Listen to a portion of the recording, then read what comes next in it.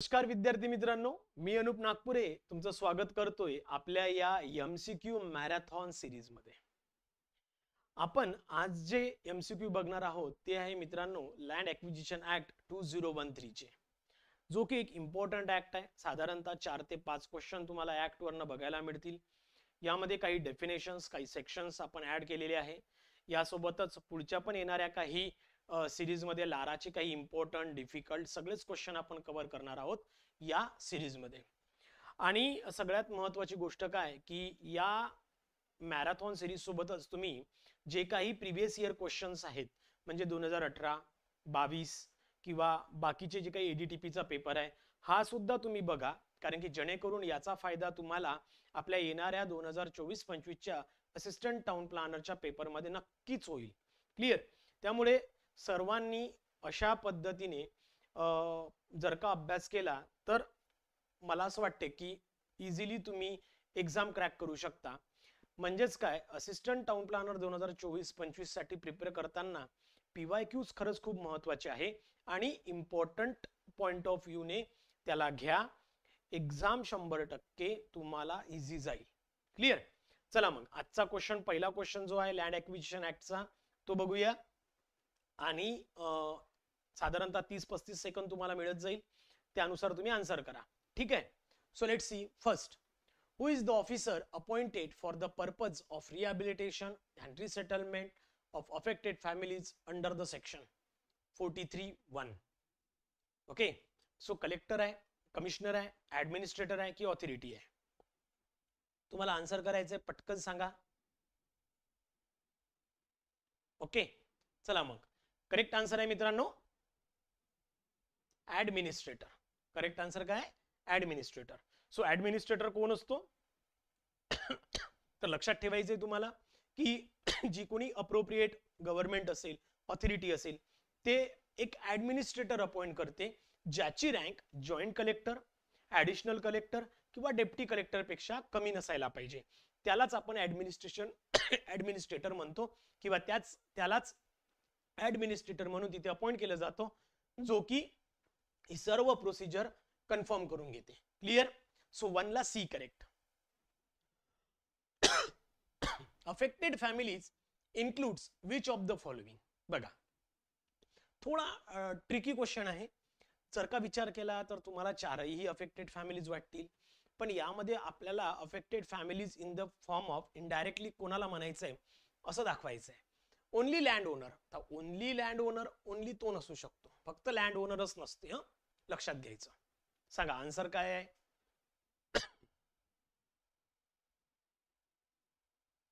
only landowner whose property is acquired, only scheduled tribes, families depend on the forest or water bodies for a livelihood affected by the acquisition, only tenants who have written agreements.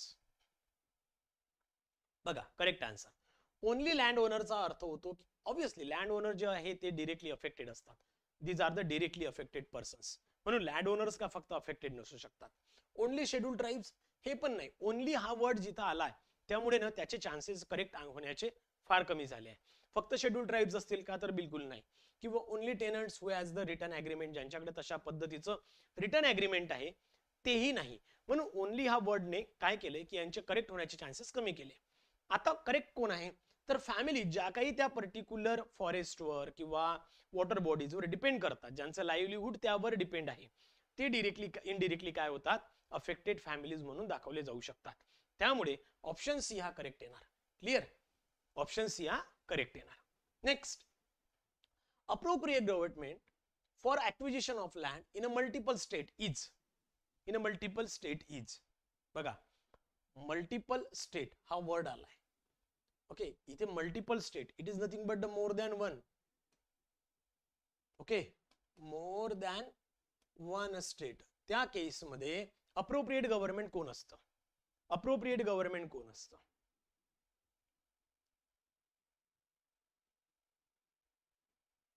State government, central government in consultation with the concern state, union territory आणि district collector. So let's see. जर का तुम्ही properly बघितलं तर तुम्हाला लक्षात येईल की ज्या वेळेला मोर दॅन वन ची कंडिशन असेल त्यावेळेला central government will be the appropriate authority और अप्रोप्रिएट गव्हर्नमेंट, लक्षात ठेवायचं. ओके, सो ऍक्विजिशन ज्या केसमध्ये किंवा लँड ऍक्विजिशन मल्टिपल स्टेटसाठी असेल, मोर दॅन वन स्टेटसाठी असेल, त्या केसमध्ये सेंट्रल गव्हर्नमेंट हे ऑप्शन करेक्ट येईल किंवा अप्रोप्रिएट गव्हर्नमेंट म्हणून बघितलं जातं. म्हणून 3 ला B correct. Who is referred to the as the collector under this act?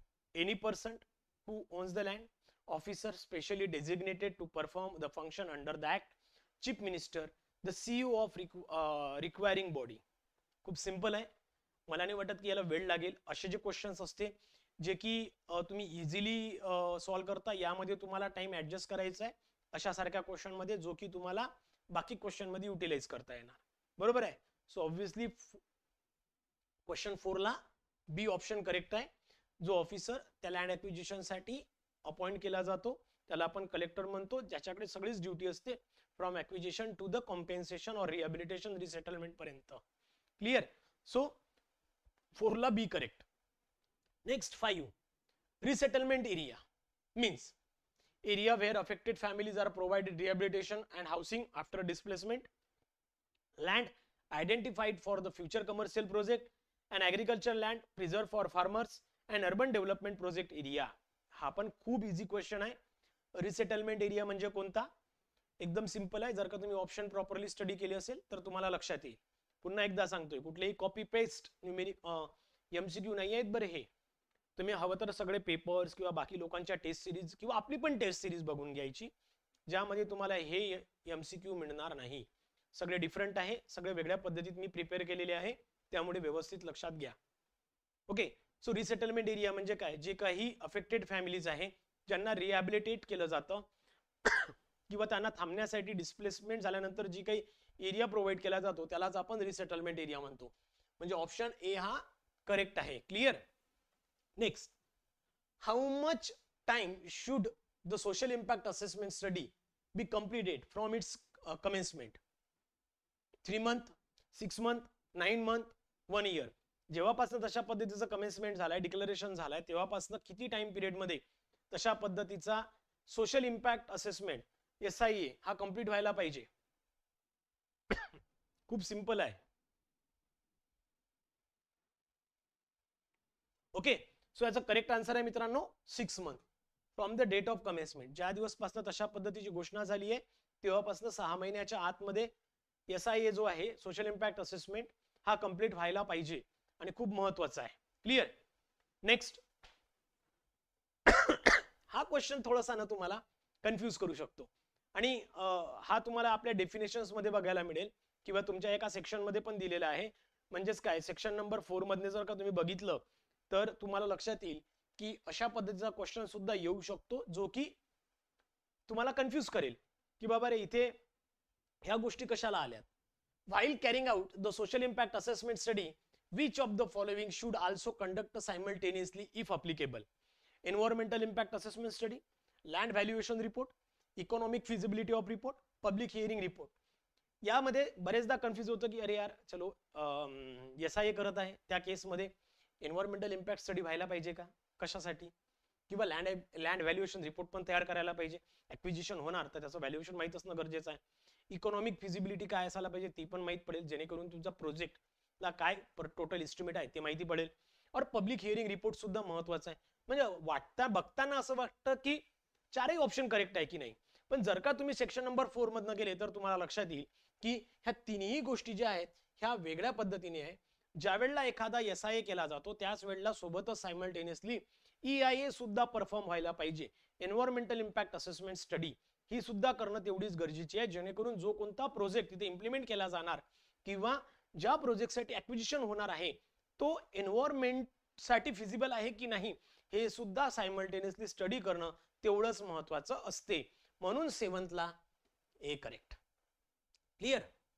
Next 8, which local bodies must be consulted during the preparation of social impact assessment study? Which local body must be consulted? Okay. SIA चालू असताना कोणत्या local bodies सोबत किंवा कोणत्या normally local bodies सोबत consultation व्हायला पाहिजे? Panchayat, municipality, municipal corporation, only district collector, only requiring body, supreme court. Simple option आहे. मला नाही वाटत की हे कोणाचं चुकेल म्हणून. क्लिअर. सो ऑब्व्हियसली तुम्हाला माहित आहे की डिस्ट्रिक्ट कलेक्टर यामध्ये नाही, ओनली किंवा ओनली रिक्वायरिंग बॉडी पण नाही, सुप्रीम कोर्ट चुकूनही येत नाही आपल्यामध्ये. बरोबर आहे. सो या केसमध्ये जर का पंचायत असू शकते, म्युन्सिपालिटी असू शकते, म्युन्सिपल कॉर्पोरेशन असू शकते, ज्या त्या लोकल बॉडीला कन्सल्ट केल्याशिवाय तशा पद्धतीचा SIA होत नाही, किंवा SIA करताना जर का विलेज लेवलवर असेल तर पंचायत, म्युन्सिपालिटी किंवा मग कॉर्पोरेशन त्या लेवलवर त्यांच्यासोबत कन्सल्ट करणं महत्वाचं आहे. म्हणून 8 ला A करेक्ट येणार. Clear. Now 9. When conducting a social impact assessment, what must the appropriate government ensure regarding the public hearing? Public hearing must be held only if 50% of affected families request it. Public hearing must be held without informing the public beforehand. हे तर चुकीचं आहे ना, सरळ चुकीचं आहे. Public hearing must be held with adequate publicity about the date, time and venue, and views of affected families must be recorded. No public hearing is necessary if land acquisition is for industrial purpose. चला correct सांगा. सरळ आहे, खूप जास्त tough नाही आहे, easily तुम्ही याचा आन्सर करू शकता आणि खूप सोप्या पद्धतीचा क्वेश्चन आहे, फार जास्त टफ नाही आहे. तुम्हालाही माहित आहे की ज्या वेळेला सोशल इम्पॅक्ट असेसमेंट केला जातो त्यावेळेला जो काही अप्रोप्रिएट गव्हर्नमेंट असेल त्यांनी नॉर्मली काय एक ॲडिक्वेट टाइम पिरियड द्यावा लागतो, ॲडिक्वेट पब्लिसिटी करणं गरजेचं आहे, ज्यामध्ये टाइम, डेट आणि व्हेन्यू हे मेन्शन करणं फार गरजेचं असते, जेणेकरून ज्या अफेक्टेड फॅमिलीज आहे ते त्यांचा रेकॉर्ड किंवा त्यांची जी काही हिअरिंग असेल तिथे ते करू शकतील. सो ऑप्शन सी हा करेक्ट येणार. क्लिअर. सो 9 ला C correct. Question 10. In which language must be the social impact assessment study report made be available? अरे खूपच म्हणजे फालतू क्वेश्चन आहे. थोडेफार अप डाऊन, कारण कशाने काय होतं की सगळे टफ क्वेश्चन टाकले तर बरेचदा असं होतं की तुमचा कॉन्फिडन्स फार लूज होतो, किंवा अरे मला तर यातला एकही जमत नाहीये, मला तर माहिती नाही, मग अशासारखं होतं. सो थोडं अप डाऊन जर ठेवलं तर बेटर आहे, तुमचा कॉन्फिडन्स बिल्ड होतो. मला यातले काही क्वेश्चन जमले तर पुढच्या याच्यात जास्त जमेल, या विचारातनं तुम्ही जास्त अजून अभ्यास करू शकता. So let's C. English, Hindi नाही किंवा एनी लँग्वेज पण नाही, लोकल लँग्वेज मध्ये तो अवेलेबल असणं गरजेचं असते. क्लिअर. म्हणून 10 ला C correct. 11. In which case are the provision relating to social impact assessment not applicable? खालीलपैकी कोणत्या केससाठी सोशल इम्पॅक्ट असेसमेंटची गरज पडत नाही? ओके. First, irrigation project where the environmental impact assessment is already required. Industrial project, road construction project, government housing scheme. सांगा पटकन. Question number 11 साठी काय असू शकतं?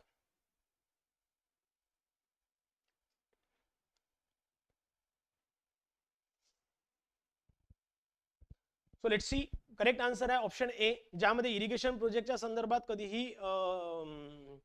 Relating to the social impact assessment is not applicable, त्याला अप्लिकेबल नाही. गरज असेल तर तुम्ही करू शकता ऍज पर द रिक्वायरमेंट, पण त्याला अप्लिकेबल नसतं इरिगेशन प्रोजेक्टच्या संदर्भात. बट इरिगेशनच्या कंडिशन मध्ये ज्यावेळेला तशा पद्धतीचं इरिगेशन वे प्रोव्हाइड केला जातो त्या केसमध्ये लोकांची माहिती घेतली जाते की किती क्षेत्र हे ओलिताखाली आणायचं आणि किती नाही आणायचं, याच्या बेसिसवर तशा पद्धतीने जर गरज असेल तर तुम्ही SIA करू शकता, अदरवाईज त्याला रिक्वायर्ड नाही किंवा अप्लिकेबल नाही. त्यामुळे ऑप्शन ए हा करेक्ट आहे. 12. How many non official social scientist must be include in the expert group? जो एक्सपर्ट ग्रुप आहे, जो SIA प्रिफर करणार, त्याच्यासाठी किती लोक त्यामध्ये असायला पाहिजे, किंवा non official scientist must be included in the expert group? Okay. 1, 2, 3, 4. ABCD मध्ये सांगा. 1 की 2 की 3 की 4? ऑब्व्हियसली करेक्ट आन्सर आहे मित्रांनो 2. ओके. सो सुरुवातीला एक्सपर्ट ग्रुप काय असतो तो तुम्ही समजून घ्यायला पाहिजे. एक्सपर्ट ग्रुप काय असतो किंवा त्यामध्ये किती त्याला कसं काय कॉन्स्टिट्यूट केलं जातं याची पण माहिती तुम्ही घ्या. आणि त्यामध्ये जर का विचारलं नॉन ऑफिशियल सोशल सायंटिस्ट, जे की काय म्हणतो त्याला, समाजात काम करणारे जे लोक असतात, ओके, नॉन ऑफिशियल, त्या किती लोक घ्यायचे? तर 2 लोक घ्यायचे. क्लिअर. सो 12 ला B correct. 13. What can the expert group recommended if the project does not serve any public purpose or has an adverse social impact outweighing the benefits. Proceed with acquisition, modify the project plan, abandon the project immediately, increase the compensation of affected families. सांगा पटकन. Question number 13 ला काय येऊ शकतं? जर का expert ग्रुपने recommended केलं की जो कोणता प्रोजेक्ट आहे किंवा ज्यासाठी SI प्रिपेअर केलाय त्याचा ऍडव्हर्स, त्या प्रोजेक्टचा ऍडव्हर्स इफेक्ट तिथल्या सोशल इम्पॅक्ट असेसमेंट नुसार पडणार असेल तर त्याला काय केलं जातं? तर ऑब्व्हियसली जर का चुकीच्या पद्धतीचं असेल तर प्रोसीड तर काय करणार नाही ऍक्विजिशन सोबत. हा चान्सेस आहे मॉडिफाय द प्रोजेक्ट प्लॅन किंवा त्याला थांबवा डायरेक्ट किंवा increase the compensation to affected families, म्हणजे कॉम्पेन्सेशन वाढून जास्तीचे भाव देऊन तुम्ही अफेक्टेड फॅमिलीजला कॉम्पेन्सेट करून जमीन ॲक्वायर करा, हे पण चुकीचंच आहे. सो ह्या दोन्ही गोष्टी चुकीच्या आहे. दोन गोष्टी होऊ शकतात, एक तर मॉडिफाय द प्रोजेक्ट किंवा अबॅन्डन द प्रोजेक्ट इमिडिएटली. या केसमध्ये जर का एक्सपर्ट ग्रुपने त्या प्रोजेक्टच्या संदर्भात जर काही चुकीचा अहवाल दिला तर तो प्रोजेक्ट तिथे थांबवला जात असतो, मॉडिफाय केला जाणार नाही. त्यामुळे ऑप्शन सी हा करेक्ट येत असतो. त्यामुळे 13 ला सी करेक्ट आहे मित्रांनो. 14. Within how much time must the expert group make its recommendation after its constitution? 1 month, 2 month, 3 month, 6 month. Okay. जेव्हापासून एक्सपर्ट ग्रुप कॉन्स्टिट्यूट केलाय तेव्हापासून त्यांनी जो काही EIA आहे किंवा त्यांनी रिकमेंडेड केलाय काय टाइम पिरियड दिला आहे. ओके. 1 month, 2 month, 3 month की 6 month? So obviously correct answer आहे 2 month. लक्षात ठेवायचं, इम्पॉर्टंट आहे आणि महत्वाचं पण आहे. ओके. टाइम पिरियड पण खूप महत्वाचं आहे बरं. तुम्हाला अख्ख्या पेपरमध्ये कमीत कमी 4 ते 5 क्वेश्चन टाइम पिरियड वर दिसू शकतात, including MRTP act and UTCPR2. त्या पिरियड मध्ये लक्षात ठेवा. लारा पण त्यामध्ये आला. अशा पद्धतीने 4 ते 5 क्वेश्चन तुम्हाला टाइम पिरियड वर दिसू शकतील. मॅक्झिमम 6 क्वेश्चनच्या जवळपास येऊ शकतात. त्यामुळे टाइम पिरियड सगळ्या गोष्टीचा माहिती करणं गरजेचं आहे. And the last question, who can be nominated as the chairperson of expert group? Okay. District collector, a government officer, a member from among the expert group, head of the panchayat. A, B, C, D मध्ये काय correct आहे? Who can be nominated as a chairperson of expert group? So let's see. लक्षात ठेवायचं, जो कोणता एक त्या ग्रुपचा मेंबर असेल त्यालाच नॉमिनेट केलं जातं. त्या ग्रुप मधल्याच एका मेंबरला तशा पद्धतीने नॉमिनेट केलं जातं ऍज अ चेअरपर्सन म्हणून त्या एक्सपर्ट ग्रुपचा. म्हणून 15 ला सी हा करेक्ट येतो. आय होप सो ही मॅरेथॉन सिरीज जी आहे तुमच्यासाठी खूप फायद्याची ठरेल, जेणेकरून येणाऱ्या पर्टिक्युलर पेपर मध्ये तुम्ही चांगल्या मार्क्सने पास व्हाल आणि ATP ची पोस्ट तुम्हाला मिळेल. क्लिअर? तर मित्रांनो आजच्यासाठी थांबूया, भेटूया आपण आपल्या पुढच्या लेक्चर मध्ये. तोपर्यंत धन्यवाद. थँक्यू.